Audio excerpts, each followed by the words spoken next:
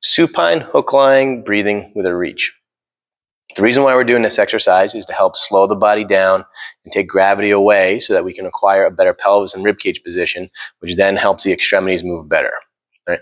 There's three main cues to this. We want good foot contact, we want posterior part of our pelvis, or this belt line area, and then we want upper back between the shoulder blades, all remaining in contact with the ground. The other thing on top of that is we need to have a smooth breathing cycle as well, which means as we layer on these things, we're going to keep checking in with our breath. What it's going to look like is my feet are going to be far enough away that I can get my full foot contact. I'm going to get a little pressure down through my heel, my whole heel, the inside edge of my feet, so the ball of the foot starts to get a little pressure, and the outside edge. What you should then feel is some hamstrings activating. I don't want to push so hard that my hips come off the ground, but I should start to feel as if it's hard to keep this heavy.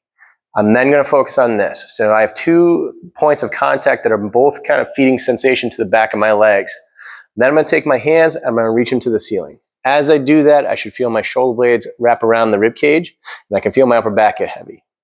Now that we have our 3 points, we're going to take a breath in, and then blow out.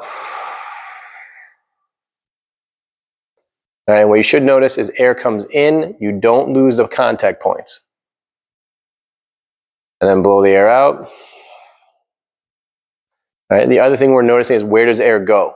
We should feel the stomach and chest, low back and upper back all inflate at the same time, where things are getting pressure into the floor and we feel this piece rise. If all I feel is the chest piece rise and I lose my contact with the floor, I'm using a compensatory strategy. This should mostly be done nasally. I shouldn't have to use my mouth, especially on the inhale.